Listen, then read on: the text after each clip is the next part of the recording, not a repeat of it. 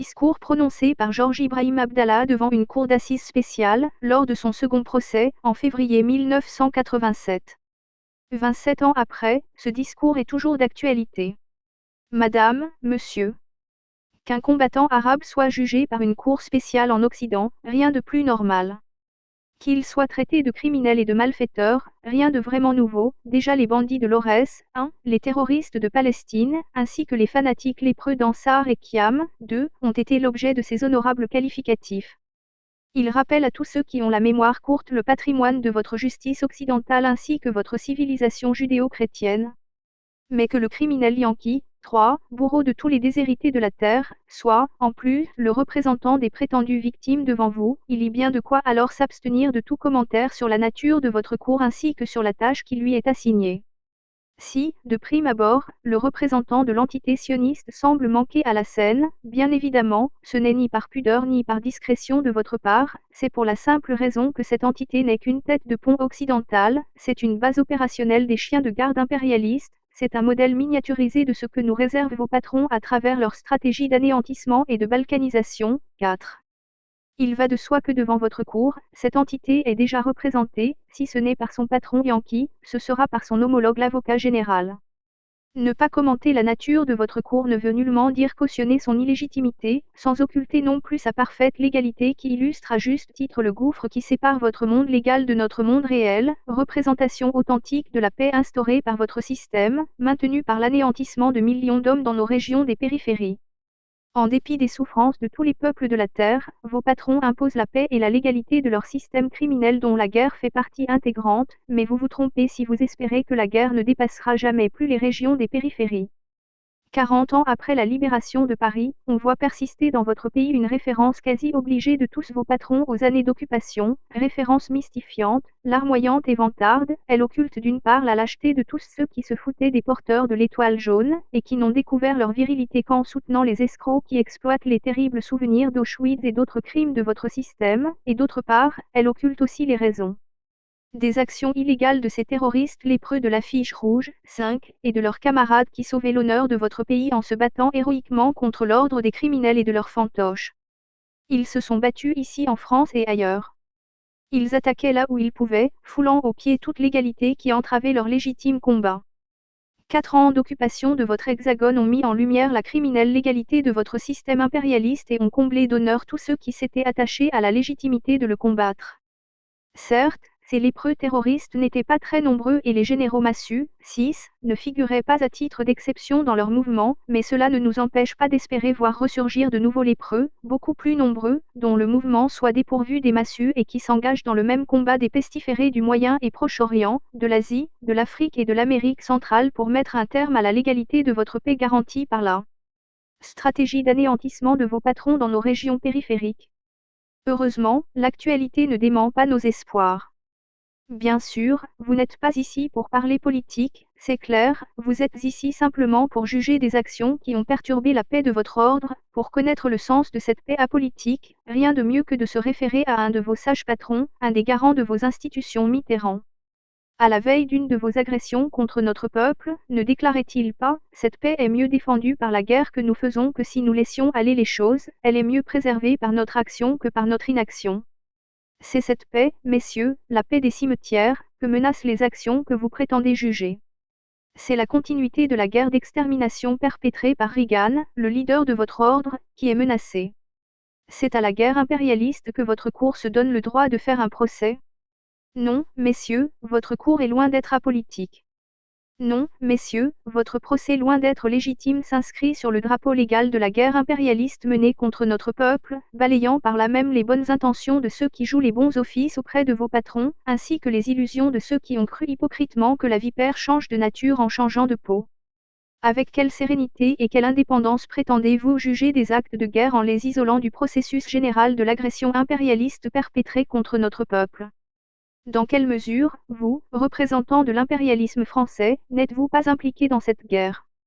De quel cynisme doit être doté le représentant du criminel Reagan pour se présenter en victime et partie civile à Paris au moment où l'US Navy, 7, prépare l'assaut de Beyrouth et autres cités arabes? Il faut avoir une certaine parenté avec Goebbels pour pouvoir faire avaler cette scène, et qui d'autre que les instances impérialistes occidentales a droit à cette ordure de l'histoire et son infâme parenté. Depuis bientôt plus de 40 ans, notre peuple subit les agressions de tout poil. Aucune arme ne fait défaut au champ d'expérimentation où notre peuple sert de cobaye. Du début du siècle jusqu'à nos jours, rien ne nous fut épargné par vos patrons, des plus infâmes conspirations aux plus criminels massacres. Anéantissement et balkanisation se conjuguent sous le drapeau mystificateur des droits de l'homme occidental. Anéantissement, les Américains et leurs chiens de garde sionistes se chargent actuellement de le perpétrer le plus cruellement possible. Balkanisation, vous occidentaux, européens en l'occurrence, vous en êtes les architectes, les anges gardiens de sa continuité. Notre pays, messieurs, est occupé, notre peuple est déraciné.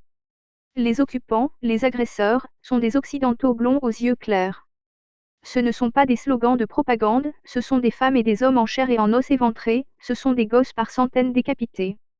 Chaque jour, il y a des morts, chaque jour il y a des avions qui bombardent et tuent, et des navires de guerre sèment la mort et la destruction.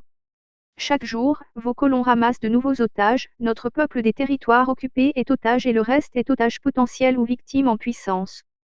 Certes, ni à Ansar ni à Ashkelon il n'y a de chambres à gaz, les bombes à dépression et autres fleurons de votre industrie en font la relève, et vos colons en sont parfaitement satisfaits, au moins jusqu'à maintenant. Tout se joue en fonction de la proportion des nouveaux colons que vous pouvez leur fournir, mais tout se joue aussi en fonction de l'attachement de notre peuple à la légitimité de combattre l'ordre fournisseur de colons, votre criminel ordre. Bien sûr, à votre grande satisfaction, l'édifice de balkanisation remplit toujours ses fonctions, aussi longtemps que les prostituées marionnettes de vos proxénètes sont en place, ils y resteront, rassurez-vous, à court terme. Messieurs, je ne suis pas ici pour attirer votre attention sur la cruauté des massacres perpétrés contre notre peuple, vous n'êtes pas, d'ailleurs, tellement étrangers à ces massacres. Je ne suis pas ici non plus pour solliciter une condamnation du bourreau, déjà les plus hautes instances internationales nous en ont fourni assez, mais hélas, ces paperasses ne nous ont pas servi à grand-chose, ni en 1982, ni avant ni après, face aux fleurons de votre industrie meurtrière.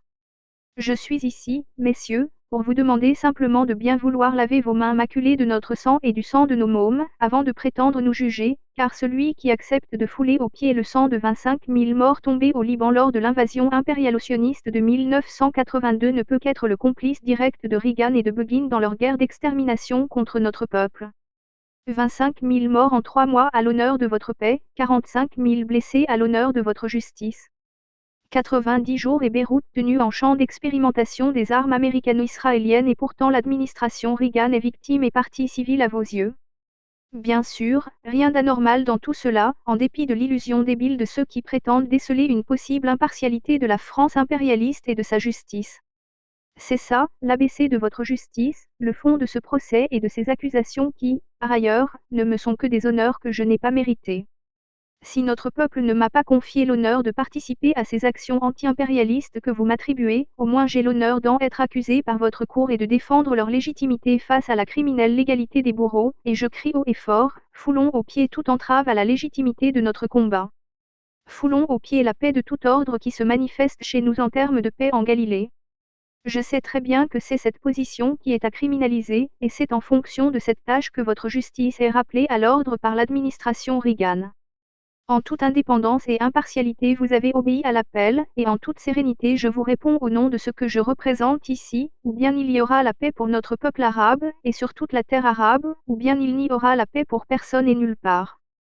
Bien sûr, les criminels yankees et leurs homologues sociaux-démocrates vont crier haro sur les terroristes fanatiques, ils enfreindraient les lois de la paix impérialiste et les règles élémentaires de la tolérance occidentale orchestrées à la cadence des obus du cuirassé New Jersey et des F-16 quand ce n'est pas à la cadence de ceux des super-étendards et des Jaguars. Bien sûr, les esprits tolérants et démocrates ont bien de quoi s'indigner devant la montée du fanatisme et du terrorisme international, ils n'oublient jamais d'afficher leur solidarité humanitaire avec la résistance contre l'occupant à la seule condition que les victimes obéissent aux lois des bourreaux, à savoir que la guerre ne devra jamais plus dépasser les régions des périphéries et ne devra plus jamais perturber leur criminelle paix. Tout aussi compréhensible, les préoccupations et la fureur des civilisés chevaliers de l'Occident des droits de l'homme et de la liberté face à ces barbares pestiférés du Proche et Moyen-Orient.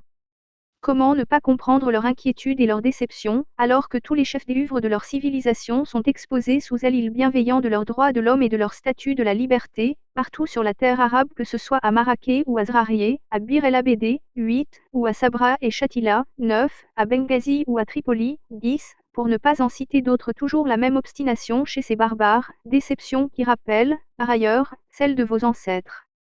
Quand, pour la même mission civilisatrice, ils étaient allés pour des prunes aux abords de Damas. Cet Occident impérialiste judéo-chrétien que vous représentez, messieurs, n'a pas à se plaindre beaucoup de l'incompréhension de ces valeurs par notre Orient périphérique et musulman accusé et criminalisé, agressé et dominé. Certes, on n'est pas encore arrivé à concevoir des statues de la liberté à l'égal du New Jersey et de ses canons, ou des F-16 et de leurs bombes, mais ne faut-il pas reconnaître qu'on est arrivé à les recevoir comme il se doit. 11. Certes, on n'a pas encore érigé dans vos villes des statuettes de la liberté comme celle érigée à Bir el Abed, à titre d'exemple, et signée de la main de Reagan, ayant pour matériel le modique chiffre des 80 corps carbonisés et déchiquetés, mais là-dessus, je peux vous assurer qu'on saurait bien vous imiter. Bien sûr, votre indignation est bien claire à l'égard de notre intolérance d'orientaux arabes et musulmans, mais faut-il signaler qu'on a bien compris votre tolérance exprimée par excellence par Sharon et ses hordes à Sabra et à Ansar, par Begin et Shamir à Kfar Kassin et Der Yassin, 12, et nous sommes bien convaincus qu'elle ne se limite pas à l'ère arabe et musulmane. Elle se manifeste aussi cruellement tout au long des périphéries de votre système, de la Grenade à l'Afrique du Sud, des frontières nicaraguayennes à celles de l'Angola, du Salvador et du Chili à la Corée du Sud et de la Malaisie, là où il y a Yankee, patron de votre ordre, où c'est laquais, il y a la mort et la destruction. Et pourtant il est partie civile et victime à Paris, ou plutôt c'est pourquoi il peut se présenter en partie civile à Paris au lieu d'être accusé à Nuremberg, 13. Bien sûr, il n'y a pas de raison pour que le bourreau soit accusé, ces victimes ne sont en fin de compte que des Arabes, des Africains, des Asiatiques et des Latino-Américains, et leur extermination n'est ni un délit ni un crime pour la justice occidentale. C'est dans cet état d'esprit que la Chambre d'accusation a établi ses prétendues charges irréfutables contre moi.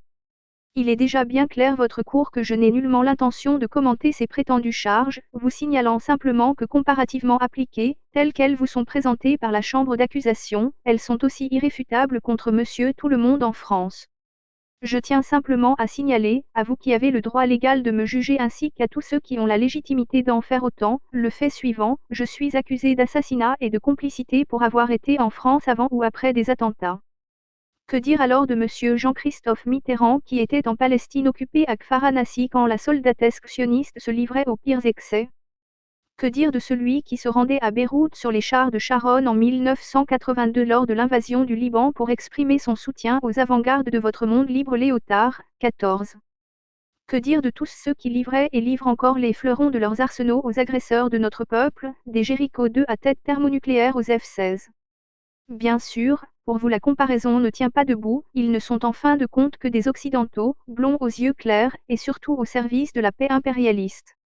Mais faut-il vous rappeler que votre argumentation ne saura être qu'une charge en plus devant ceux qui ont la légitimité de les juger?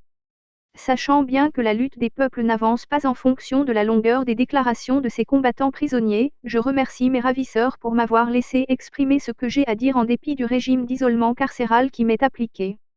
M'adressant à vous ainsi qu'à mon père, de qui je n'ai plus de nouvelles, je vous répète la parole d'un combattant africain, Wota Sita, ce qui veut dire en français, le temps est juste, ou plutôt, c'est juste le temps de. Et je me retire de cette cour, vous laissant le plaisir d'écouter le représentant du bourreau et sa défense vomir leur haine contre les déshérités de la terre. À bas l'impérialisme et ses laquais. La victoire et la gloire pour tous les peuples en lutte. Georges Ibrahim Abdallah. Paris, le 23 février 1987.